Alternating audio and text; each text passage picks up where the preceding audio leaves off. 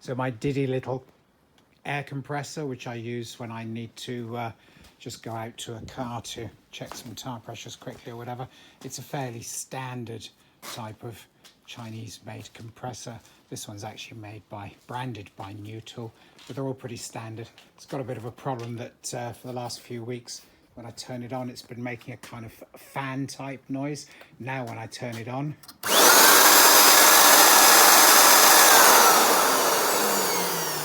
it's just the fan noise. So first thing I'm going to do, I'm going to take the screws out of the upper cover and remove that.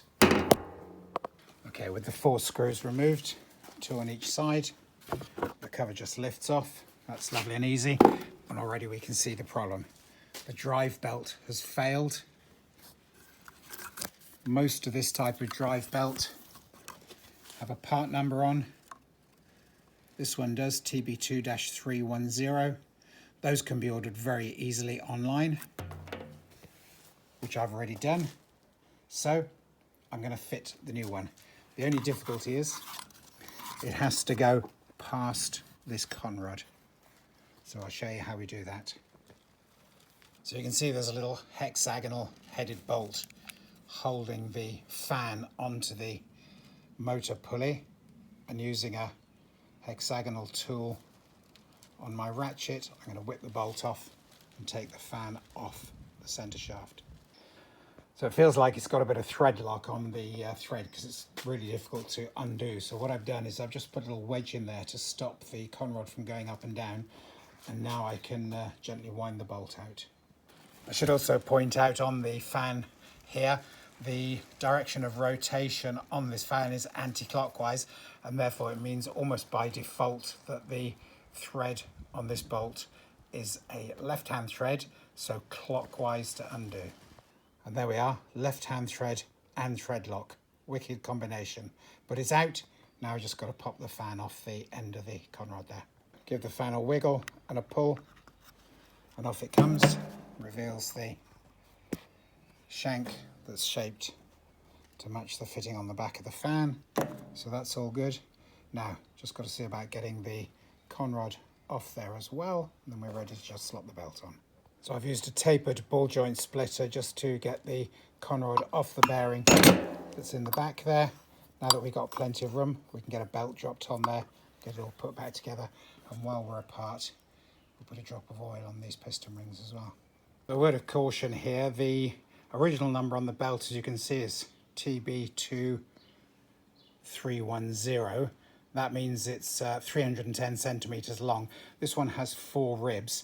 I used that exact part number, searched for some online and ordered a handful because they were relatively cheap, but they're all far too short, and there's plenty that come like that. So in the end, I found a belt manufacturer who actually has exactly the right belt, so the right part number, the right length, and their 4 rib. This particular supplier can do whatever number of ribs you want in this type of belt because they are a belt supplier, but it's well worth watching out for if you have to order one. And obviously because I've ordered 2, I've got a spare. If anyone's desperate for one, get in touch, I can sell it on to you. So now that we've got the right belt, we can think about reassembling it. I found it easier to drop the whole piston out of the cylinder so that I've got plenty of room to work at just dropping the belt back over the motor and over the operating pulley. You can actually walk the belt on by making sure that it's lined up here properly on the top pulley, and then just gently turning the whole system, holding the bottom bit in the right place. It will walk itself back onto the bottom pulley. It's relatively straightforward. So there we go, got the belt walked back on. Now it's just a case of putting the piston back together, reassembling the reverse of the way I took it apart, but I'll show you that as we go. It's a little bit of a fiddle getting the piston back in, but once it's back in, we can get the conrod lined up with the bearing, and then this is just a push fit, so I'm just going to get a spreader to go on there and a small hammer. We can just tap it back into position. You can see here how it's got just slide on over the bearing. I'm using here a socket as the pusher so that it fits on nicely just there against the face, and then I can hammer against that using an impact socket, and then of course the hammer's not going to damage the socket. I can just tap it home gently. So there we go. The conrod's pushed gently back onto its bearing. All running smoothly. I'm just going to test it with some power to make sure all is good before I put the fan on and the top cover. So, power on. The fan has this shaped fitting that goes back on over the same shape fitting on the outside of the conrod here. That's all nice and easy, and then the screw goes back in, remembering that it's a left-hand thread, so it's anti-clockwise to tighten it.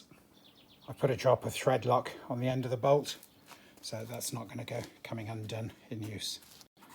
And going back in anti-clockwise as far as I can by hand, then I just get the tool onto it.